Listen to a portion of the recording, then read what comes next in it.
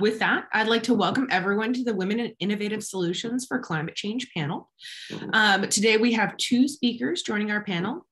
AYCE OZERDEM is a journalist and documentary producer, and her recent documentary is about FLAX, one of the most crucial plants for climate change, and the DONGU cooperative, which works on agricultural development.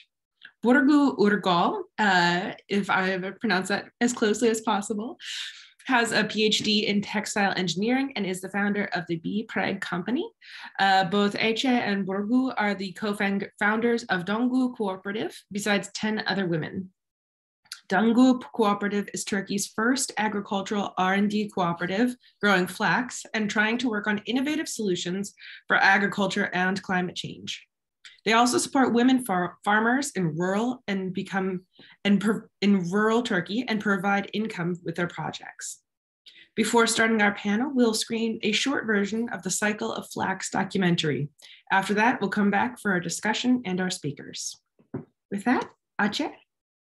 Yes, thank you, Emily, for a great introduction. I just want to now make this technical transition to screening our documentary. Okay.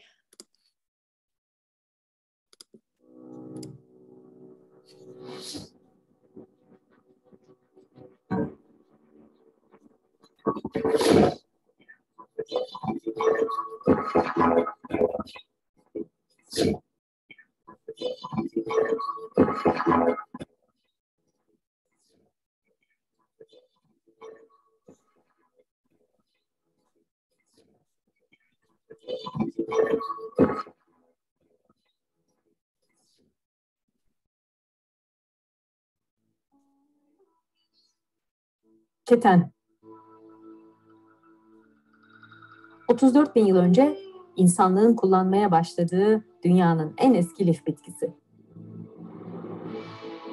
Anadolu'da binlerce yıldan beri yetiştirilip dokunan ketenin ana vatanı Akdeniz'den Hindistan'a kadar olan geniş bir bölge. Özellikle Akdeniz bölgesi liflik keten için son derece uygun şartlara sahip. Keten, İngiltere ve İrlanda gibi kuzey ülkelerine Fenikeli tacirler tarafından Akdeniz'den taşınmış. Baştan ayağa hiçbir atık oluşturmaksızın kullanılabilen mucize bitki ketenin tohumu, en yüksek omega 3 değerine sahip bitkisel kaynak. İnsan sağlığı için önemli besin değerlerinin yanı sıra tüm bileşenleriyle birçok sanayi kolunda ham madde olarak kullanılıyor keten. Lifiyle tekstil alanında büyük önem taşıyan bir ham madde olmasının yanı sıra yağıyla gıda ve endüstriyel boya, küspesiyle gem ve hayvancılık, odunsu kısımlarıyla kağıt ve inşaat sanayine ham madde kaynağı sağlıyor. Son dönemde otomotiv başta olmak üzere birçok sektörün hafif, dayanıklı ve çevre dostu kompozit malzemelerin üretiminde de kullanılan çok değerli bir bitki keten.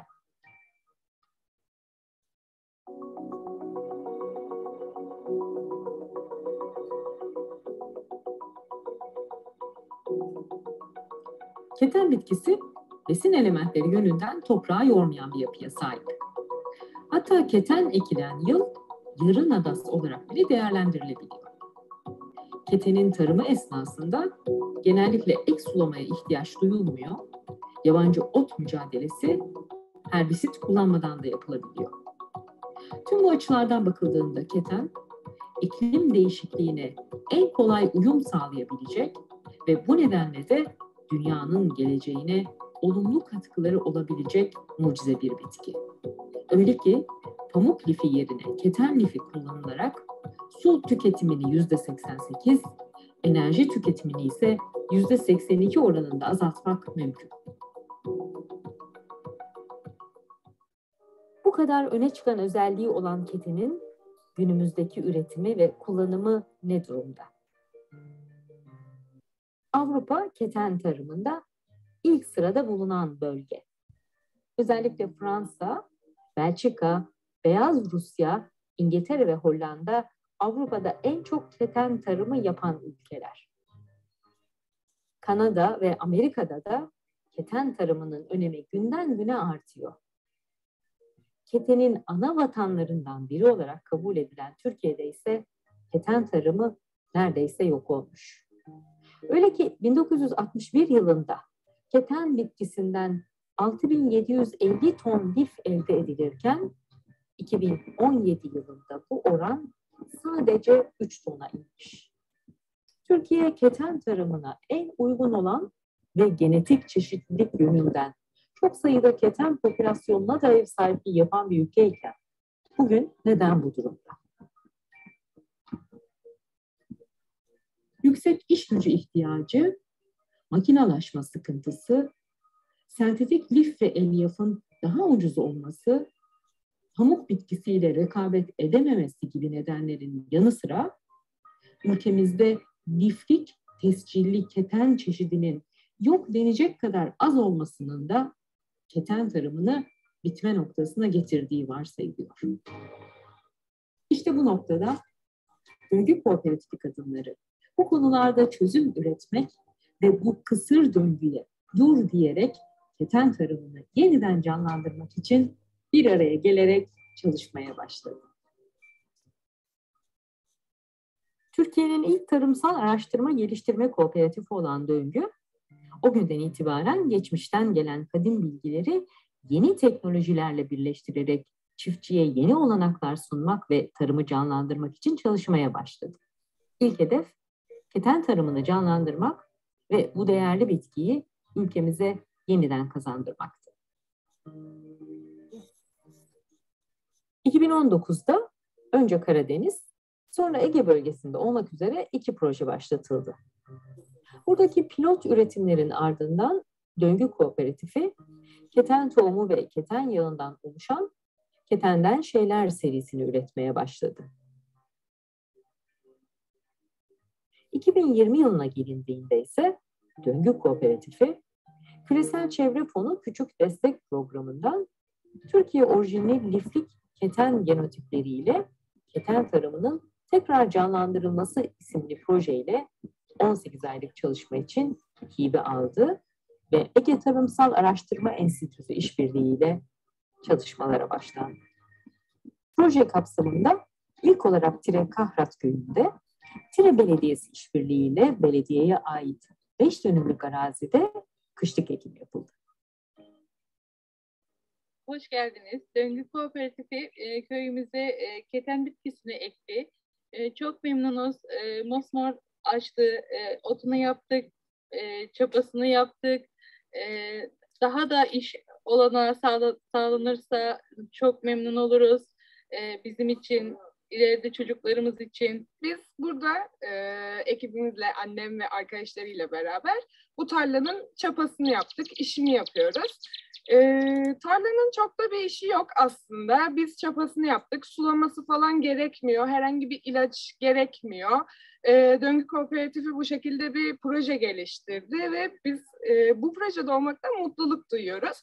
Ve bitki de yaygınlaştırıldığı için aslında mutluyuz.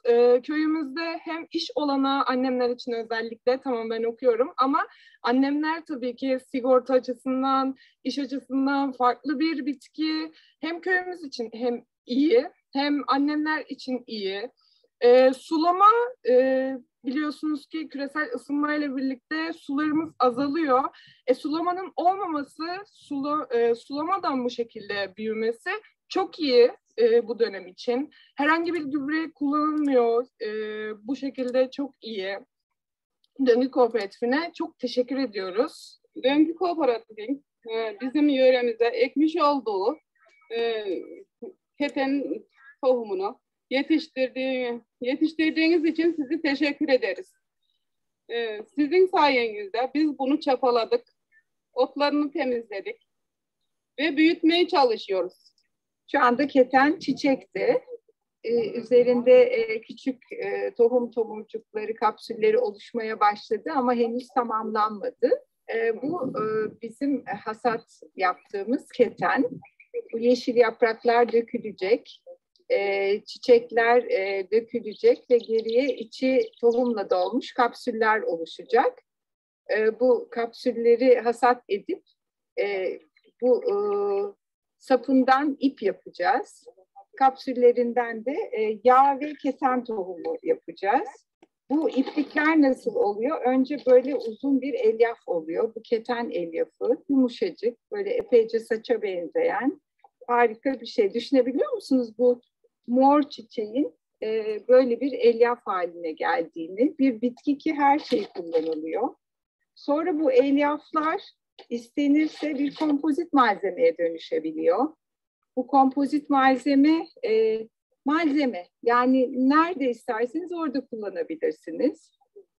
Otomotivde kullanılıyor, denizcilikte kullanılıyor. Bundan araba yapıyorlar, gemi yapıyorlar.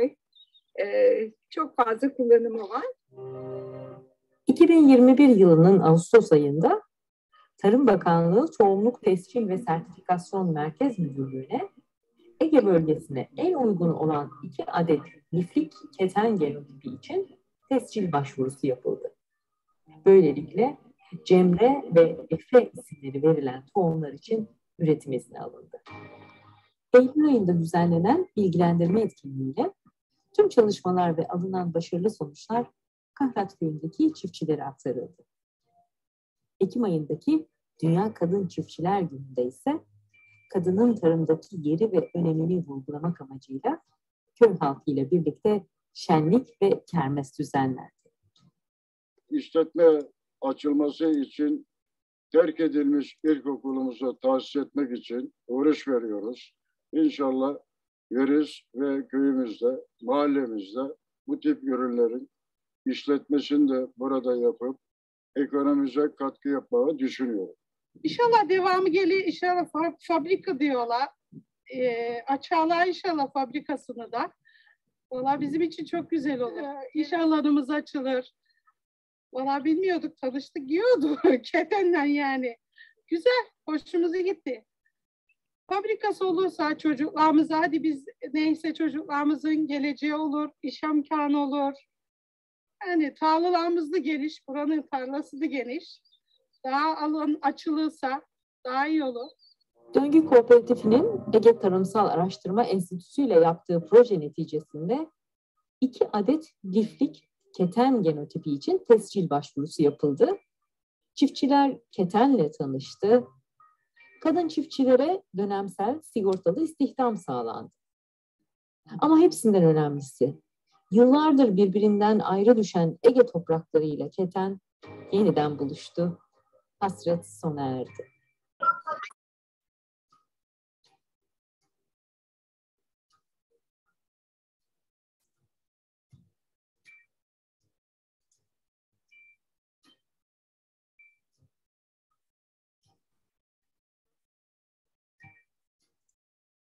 What an impactful documentary. Thank you so much, AYCE, for sharing that with us. Shall we go ahead and start the discussion? I want to allow AYCE and BURCU to start with some of their reflections on the documentary process, and just kind of what got you started in this field, quite literally, in this field of FLAX. Yeah, I think maybe it's better if BURCU starts, because we establish our cooperative based on BURCU's study on in her PhD. So maybe BURCU can tell us about her startup and FLAX study. Yeah. Actually, everything has started with I really bored during my PhD. I was getting boring because I don't want to just deal with paperwork, just writing papers, but doing something more important or something real. So I was just working about or focused on what can I do related with sustainability or something special to our future or for the future generation. And what I know was textile background. I know how to produce textile-based surfaces, and I know how to deal with natural fibers like cotton, flax. Then I have heard about natural fiber reinforced composites, which natural fibers are used as a kind of reinforcing agent in any media, like plastic, like ceramics, like different areas. And I just focused on if I can put my textile background on this material science, and if I can find something new or something more effective to help industries finding a kind of green tech material to reduce their CO2 emissions, or to help them in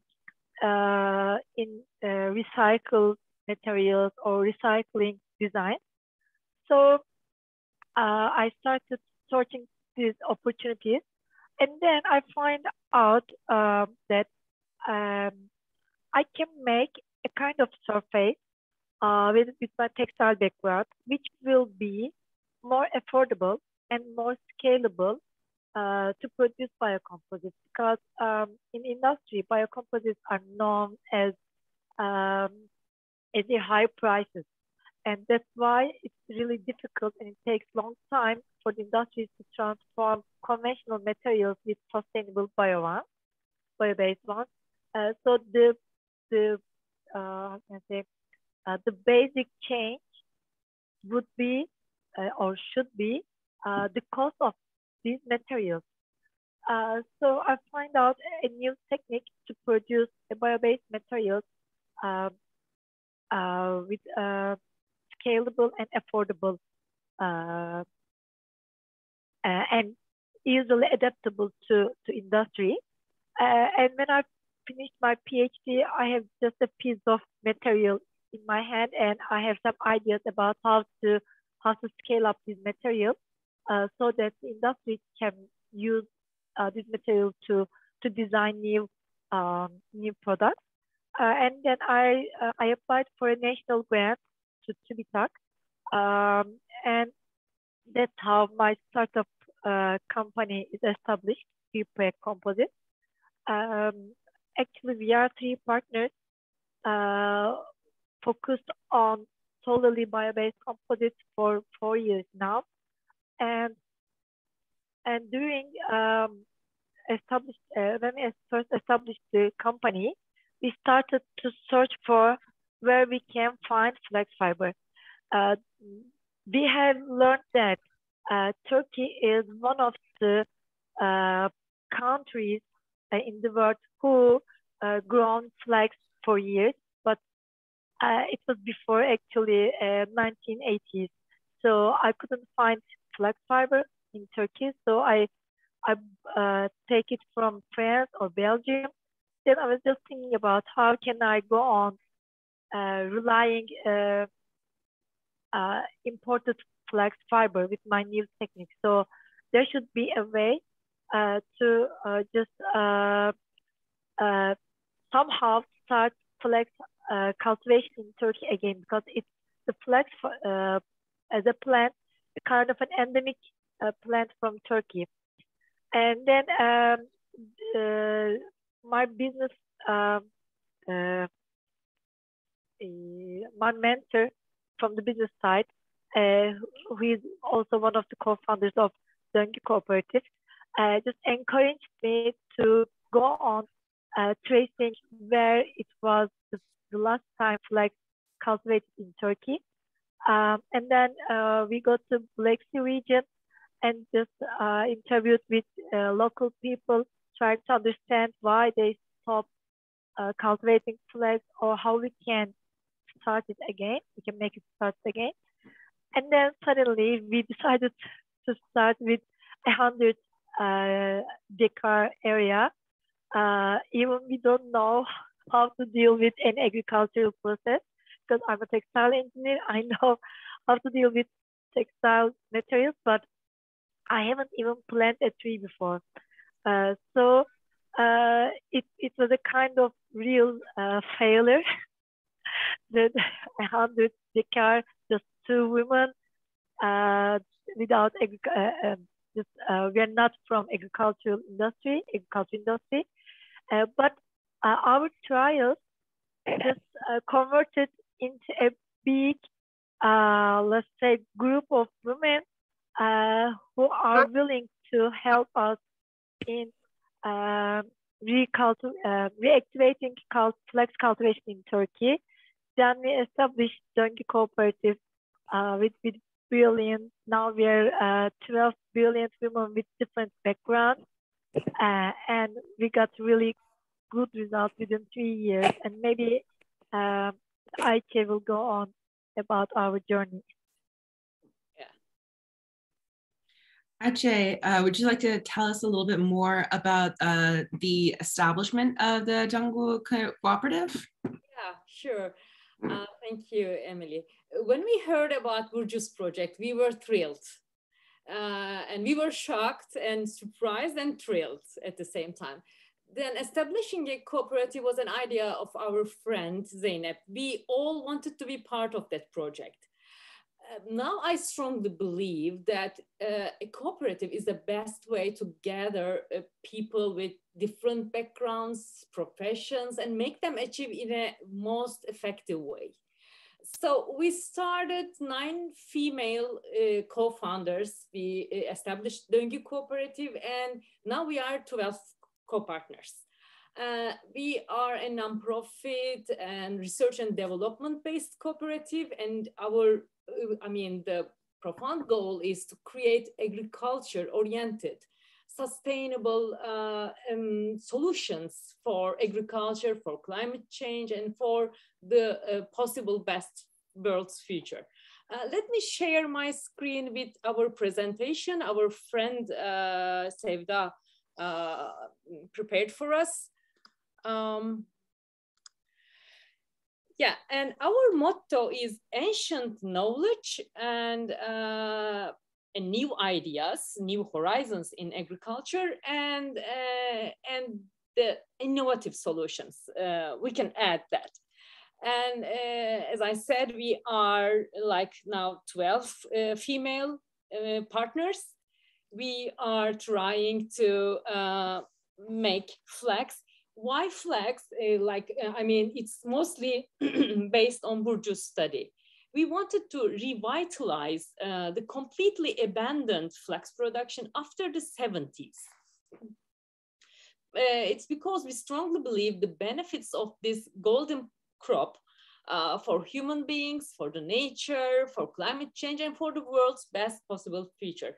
Maybe like me, some of you shocked with the flowers of this flax. These blue wonderful flowers come with the flax, the first flower season.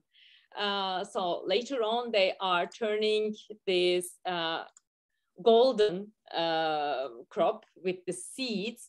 It's really one of the most important valuable plant, especially in Turkey. It's endemic plant, like Burcu mentioned, because it's grown even during ancient Anatolian civilizations. It's natural friendly, and it does not cause any harm to soil, and it needs any pesticides, any herbicides. It's kind of a miracle plant. So we start to work this project first in Western Black Sea region. We planted 100 acres of land in 2 separate plots, and it was mostly winter planting. And we learned a lot from this planting. Then we moved our production to Tire, in one of the small towns in Aegean region. And we then start the cooperation with Tire municipality and the local agricultural research institute of Ministry of Agriculture. Then in some weeks, we had our first flax seeds. They grown in uncontaminated soil without any pesticide and herbicides. And they were healthy and very, very rich source of fiber and vegetable protein, omega-3. And this study proved us flax deals with the circumstances of possible drought very well and an ideal plant for climate change. And then we started to product 3 different flax products, namely flax seeds, ground flax, and cold pressed flax oil. These are all in small retail packages. Someone who buys these products, not only buying very healthy nutritions, besides that, they are supporting research and development in agricultural projects in Turkey, gender equality, and especially our dearest collaborators, women farmers, as you've seen in documentary. As DONGU, we want to collaborate, you know, like we want to promote this cooperation culture and collaborate with different institutions, different cooperatives like us. And for that, especially for our textile project, we made a collaboration with one of the most important textile company in Denizli, and we already developed our linen cotton blend, towel, and bed linen samples.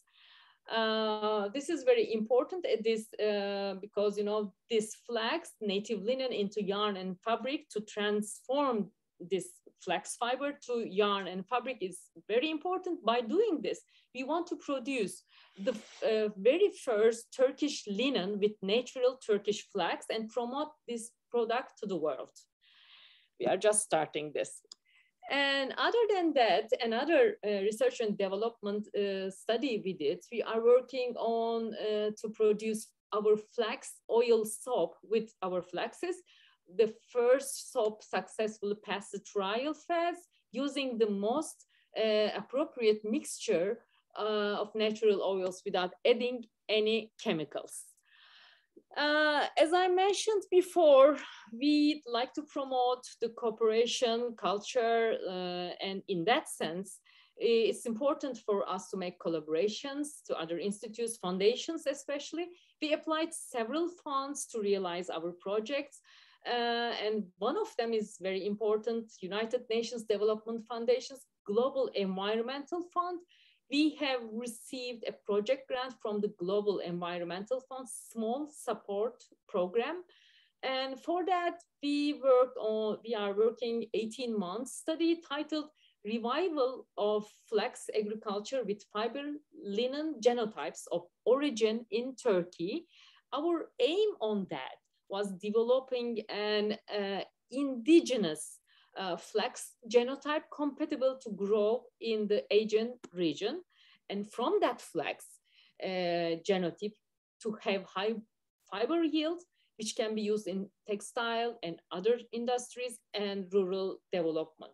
I don't know, Burcu, would you like to add something? Because this GEF project was mainly your project. We work on that. We are still working on that.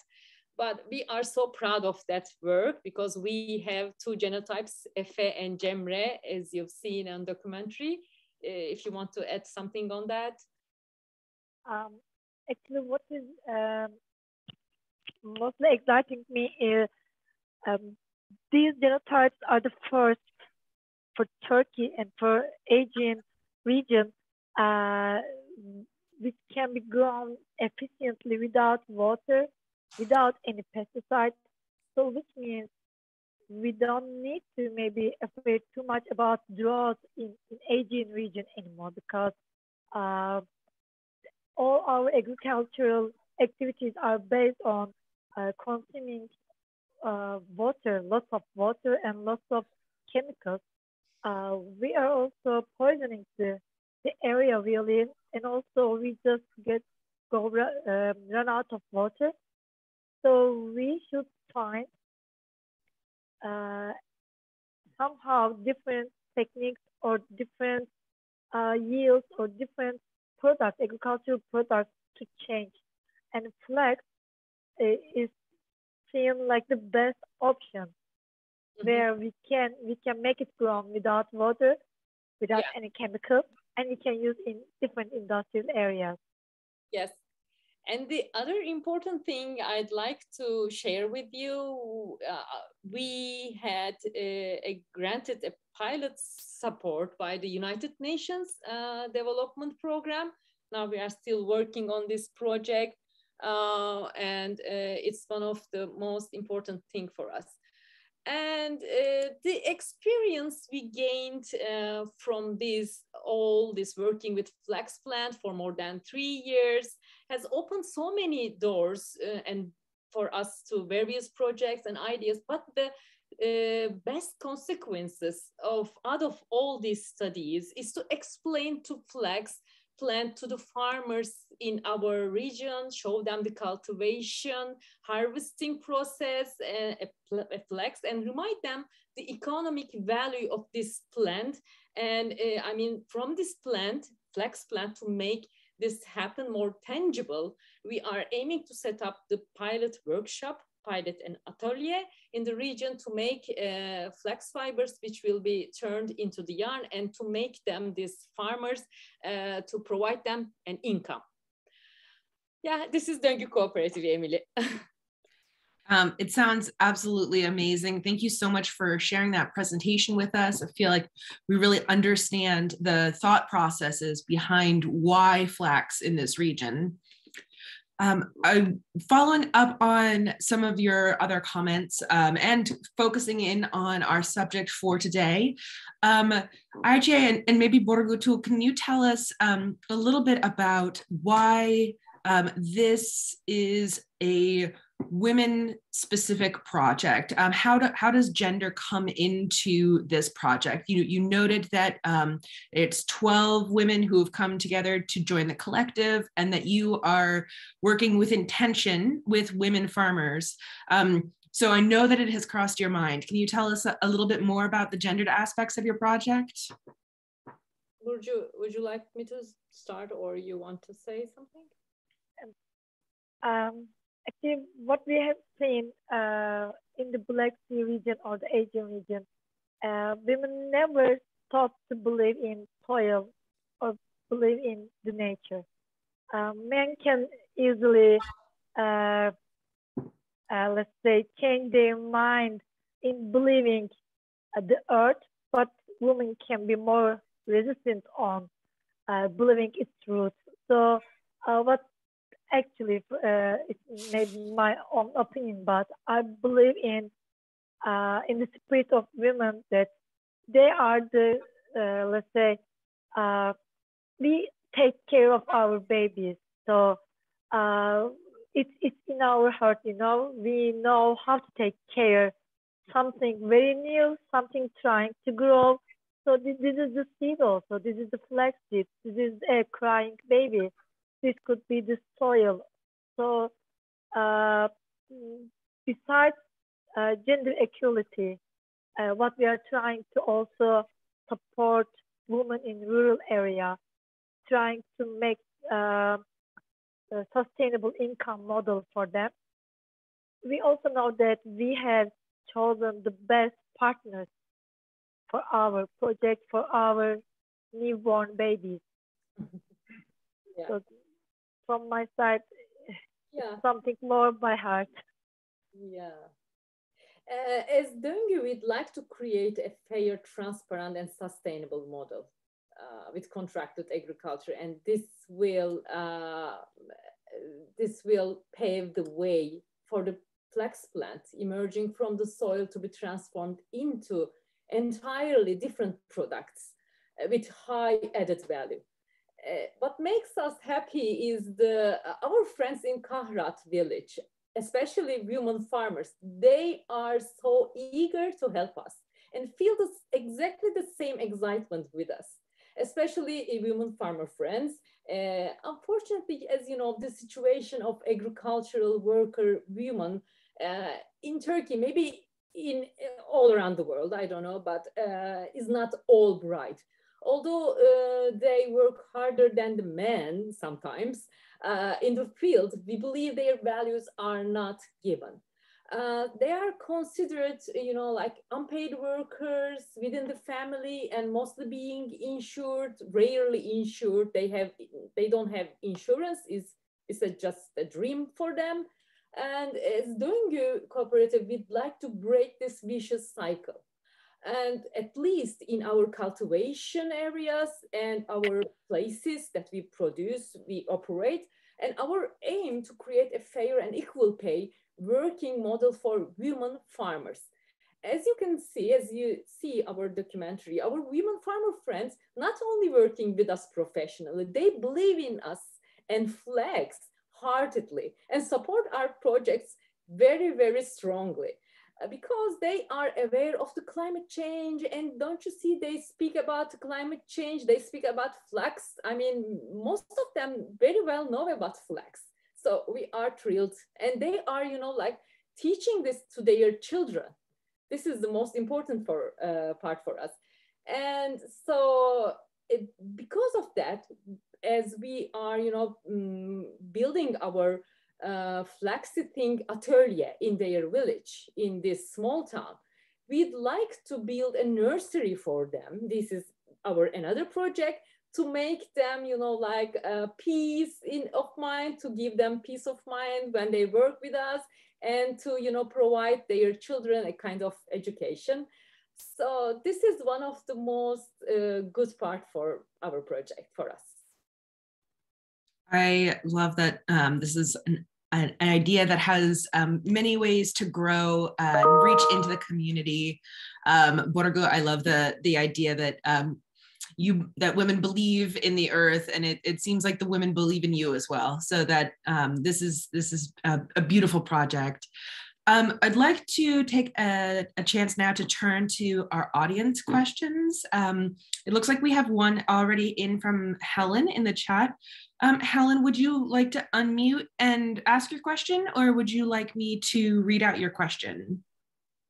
Either is fine. I guess I can say hi, Emily and AYCE and BURCU. Thank you so much for this valuable research, and I am fully 100% behind you. Please let me know how I can help. I was just wondering, is there any cooperation available for us, for example, to find some farmers in Kentucky? Would it grow here? We have shorter summers. It's not as dry. It's very humid, and we have a lot of rain. I was just trying to see if we can find some ways of bringing this into Kentucky too. We need it. Yes, Helen, it will be wonderful. By the way, Helen is one of the most important women figure for us. Thanks for being with us. She is a Senate candidate in Kentucky. It will be wonderful. I think we can do this. We are trying to find partners, collaborators in the US especially. We are working on that, so we can talk about this, Helen, and maybe BURCU and our friends can help us to, like to share the information, knowledge, and everything. We'd love that, BURCU. Yeah. Why not to give it a try, I guess. Yeah. There's nothing to lose. So, but maybe we will gain a new idea or a new journey. So, if there's humid and if there is enough rain, seeds are amazing. Seeds can grow any place. That would be great to expand DONGU's production and reach into some of those areas, especially in the middle of the United States, that definitely need some new industry and some economic stimulation. So that would be such a fascinating new branch to bring to the cooperative. Fatma, I see your hand. Would you like to ask your question? Yes, thank you, Emily. Özlem asked, she said that she missed the documentary. Özlem, I will share the link with you. Thank you so much. I'm really proud of you, to tell the truth. We announced this event, with a very short notice. That is why I wish to have more people can see the event and can watch the documentary, but I will share afterwards the record with everyone. Let me emphasize this year's primary theme of CSW 66. It is achieving gender equality and the empowerment of women and girls in the context of climate change. So your subject is just fit to this primary theme. And environmental and disaster risk reduction policies and programs. And in short, I will say that climate change is a gender problem because it increases inequality, existing inequality disproportionately affects women and girls. Let me ask a question, and I think that FLAX also requires very little water, as far as I know, and there is a water scarcity in the world. Could you please tell a little bit about on this? Sure, Burcu, would you like to start? Actually, when you look at the history, FLAX is grown on wet areas where there's enough rain, there's enough humid, so you don't need to water it if you have rain. The problem is that we are running out of water under the ground, but we still have rain. So, but we need to act it carefully to have enough rain in the future. So, if we act now, if we stop running out of the water underground, but we start using the water only comes with the rain, and if we have right plants in agricultural area, just using the rainwater and without use any chemicals, without poisoning the soil, then there won't be any problem with the drought, because we will be all cultivating agricultural products. We will have food, nutrients, we will have raw materials for industry, but we should be very clever and careful choosing the right material. So FLAX is one of them. Hemp is also one of them because they have 2 seasons to be cultivated. They have enough yield and efficiency, and they have lots of industrial areas where they can offer raw materials for the food, textile, composite, even paper and construction industry.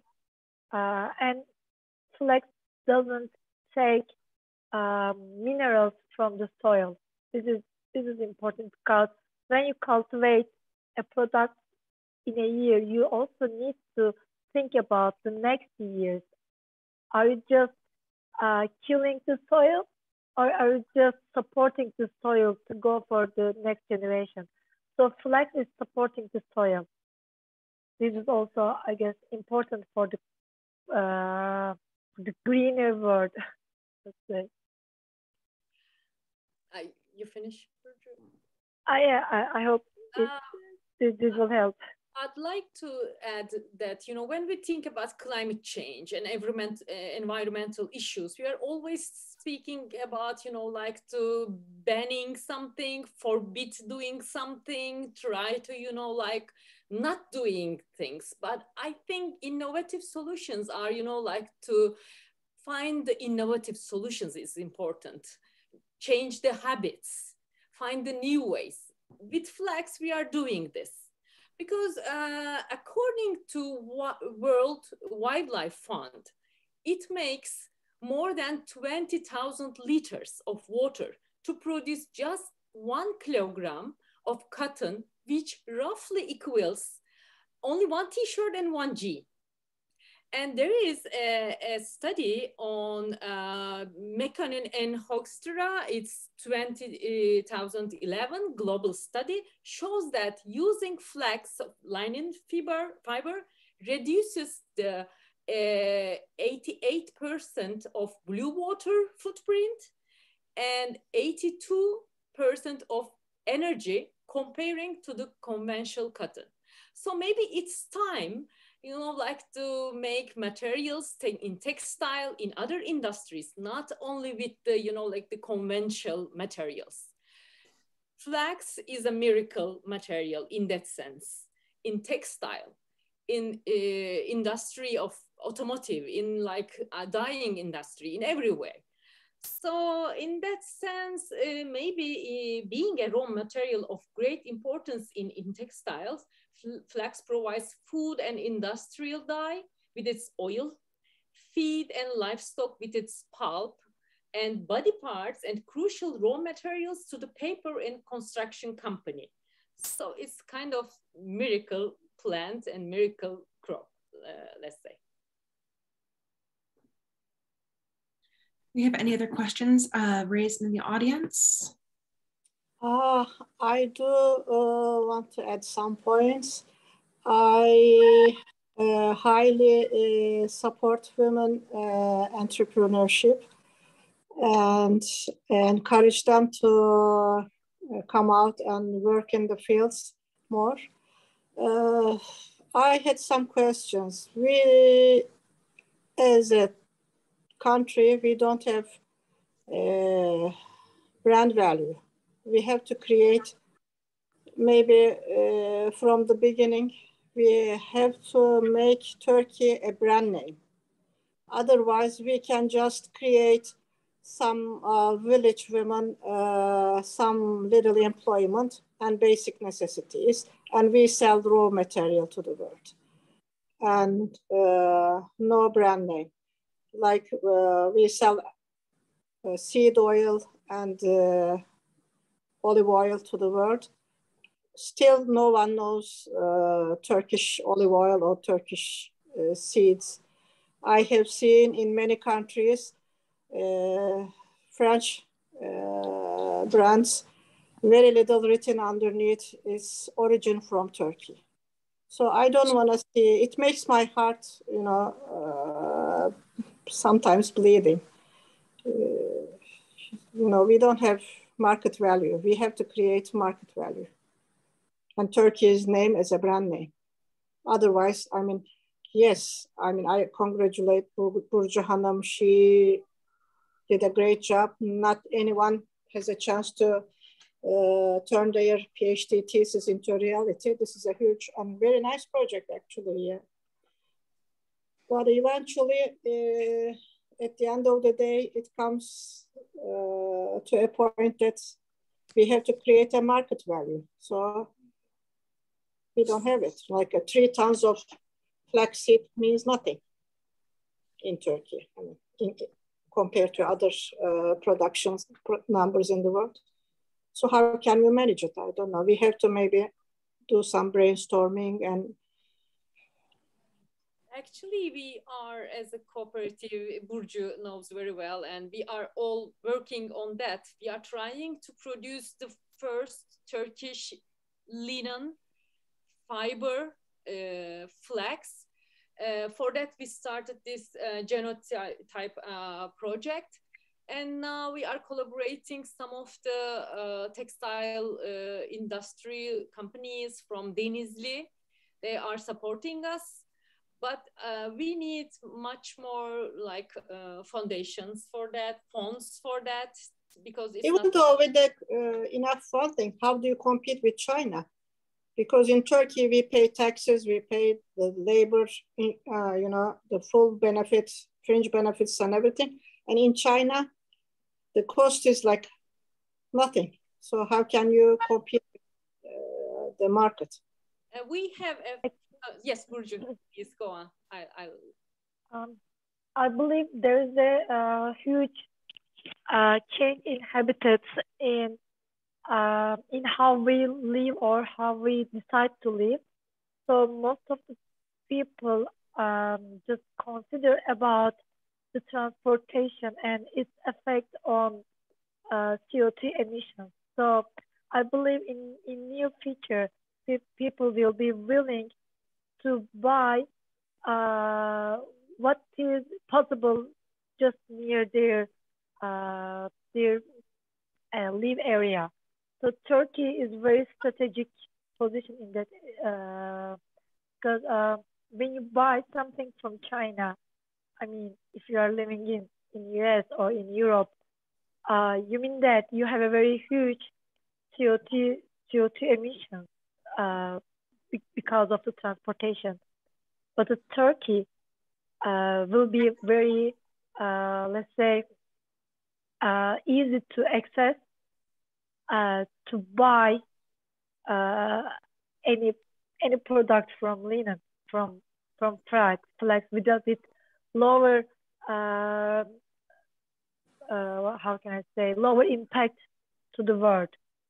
That is correct. I mean, but most people, they prefer the cheap products in the market. Actually, it is something beyond. You don't pollute the environment, this and that. But they don't respect the environment. They do anything possible to they have cheap labor. They don't pay their labor properly. Yes.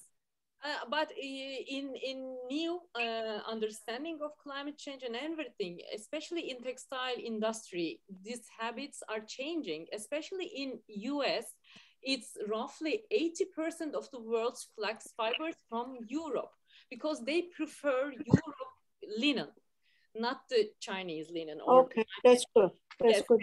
And there are many studies. I don't want to bore you with the statistics. I have the statistics, all of them. If you want, I can send you later on, because in the US, especially the Council of Fashion Textile, I mean, the president of that is the Tom Ford, very well known Tom Ford. They are now producing, they are now pronouncing, you know, like the flax, European flax and organic flax, the importance of that, and it comes from mostly European flax. As Turkey, if we can produce our flax linen fiber, we can be considered as a European linen fiber. And plus, even though our flax, we are producing like no pesticide, no chemicals, nothing. I mean, not very much I mean, harming nothing. So we can, you know, like make ourselves to be a provider to them if we can do this, but it's not the near future for sure, but we are working on this. I mean, maybe it's a dream, but we are working on that dream. So, and also, it is something beyond us. We need new regulations about traceability, or we need new support who care for the traceability, or who care for their footprint in water, in CO2 emissions. And I believe in near future, governments and then let's say new regulation will support traceability. I mean, of course, we can never stop mass production, but what we need to do is start to make some activities to impact or to affect the mindset change within the next generation. Maybe we start talking with them and telling them what we do when we buy too much things, or when we buy from very long distances, when we buy conventional material rather than sustainable ones. Maybe you're absolutely right. I agree with you 100%. But you know, there were some protests against like the brand names like H&M using child labor and pollutants, but still H&M is keeping their profit very high, and here we are, 12 courageous women trying to dig something with their bare hands. You know, that's not a fair word, I know. Yes, I believe it will change. Like, I mean, this H&M and the other companies, but in the US, I am researching on this. I wrote this chat, the name of Eileen Fisher, for example. It's Rise company very well. Now, maybe American friends know better than me, because consumers now more conscious what they support while they are buying the things. So Eileen Fisher, that's why I think it's rising, because it only use organic products and not with the child labor or like the other, I mean, fair and social justice. And that's why they are, you know, like prefer this Island Fisher. So I think the world is changing, the mentality and understanding is changing, maybe slowly, but when it's changed, we'll be there. I agree. I think there is a slow but growing movement of consumers who are willing to pay a little bit more money to have a product that they feel they can trust, both for themselves and for the planet. I think that I know that consciousness is growing among young people in the United States, especially. I see it on social media as well, that this is something that is becoming much more important to consumers. I want to acknowledge Selma has her hand raised. Yes, thank you very much. I first would like to congratulate you for this, very insightful project. And I just try to understand your cooperative, and I understand that, sorry, I missed the beginning of the event. I understand it's a mixed cooperative. It's not only formed by women, right? Is that so? And my point is that, since this is, this event is taking place within the framework of CSW 66, and our issue is climate change, I really would like to underline your connection to climate change and gender equality. And I also agree with what Ms. Mercan has said, that child labor is an issue that we have to really develop on, and it's states' responsibility to overcome that with concrete and sustainable policies. And I understand that, all around the world, it's still a problem. And it's also very much interconnected with climate change. And we know that women and girls, so the girl child, who is also used as child labor, are hugely and disproportionately impacted by climate crisis and environmental destruction due to the pre-existing structural inequalities that we face. And as systemic discriminations tends to be amplified in times of disaster, women in rural areas specifically are very much affected by that. And in this line, what you're doing at the moment is very important to me, because you are also kind of building skills among, this is what I understand, among women and also young women. And the issue of young women is very much important to us. It's one of the priority topics of CSW 66. And then I understand that you're also focusing on that. Maybe if you could,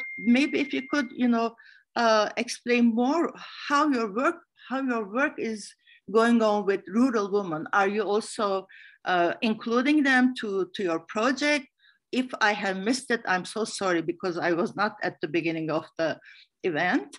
But if you're doing so, that will be great. And so I'm very much, moved by your project. So I wish you best of luck with your work. Thank you. Thank you. Yes, we talked about that, rural women, our contribution. And I like to emphasize that we are 12 female partners. We are all female founders and partners as DONGU Cooperative. And we are working in Tire and before in Black Sea region with the women farmers, and we try to provide them incomes. And most importantly, we are providing them the insurance. We are including them to insurance system. Some of them, it's the first time they were insured with our cooperative, maybe in 50s, in 40s, we started. So, I mean, I don't want to bother other audiences, but we have a documentary on that. I can send you the link, and I happily, respond to your questions afterwards. I don't know, we talk about this at the beginning, so. Sorry, I missed it. Sorry. Yeah, sorry about that, but I can send you the link and everything if you wish. Yeah, thank you so much. It is definitely a key issue, and worth repeating that this is a project focused on on the leadership and empowerment of women within the climate change mitigation and adaptation sphere. So we are just over an hour now. So I would like to just acknowledge that we respect everyone's time. I know we're all very busy. We wouldn't be here if we weren't. But I do want to give the audience an opportunity to ask any final questions before we close out. And if we don't have any, I would like to give BURCU and AYCE an opportunity to just give us a concluding sentence and close this out with some hope and your future ideals for this project. Emily, can we have a photo before finishing, before the final remarks, if everyone open the video? Sure. If everyone who's able to turn on video would do so, then Fatma will take a screenshot for us. 1, 2, 3. One more. It's okay. Thank you. Wonderful. Thank you. AYCE, if you want to go ahead and I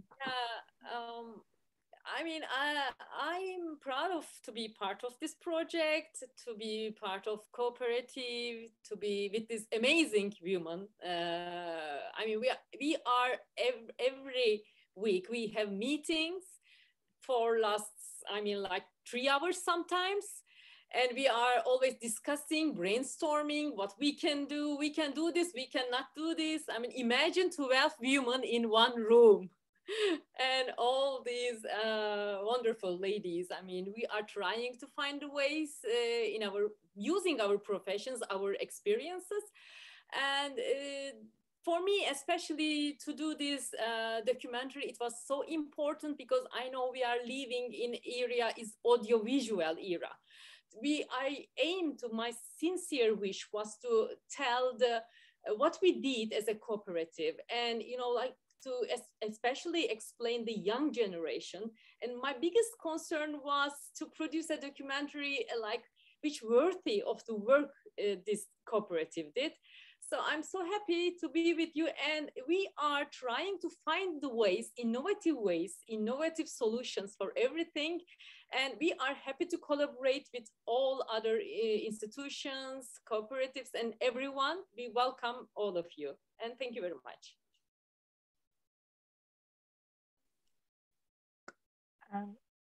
Maybe as a last sentence I can add, when we are encouraged enough to go on a way, I believe the way just opens you new doors and new chances. So we're just, actually we want to keep on going on our way. So we know there are lots of things to do. Maybe we will not be able to complete everything, but if someone just encouraged enough to go on a way, then you also get someone inspired again to go on a way. So I believe the world will change one by one when we go all on a road to our dreams or ideas. So let's keep going. I love finishing on a hopeful note there. Thank you. And thank you to Fatma for putting this panel together, and to AYCE and BURCU for your incredible leadership and thoughtfulness in this project. And I hope that we can all hear more about what it is doing in a year, and we will see great progress, I am sure. Thank you all for attending the panel, and I look forward to working with you all again soon. Thank you, Emily.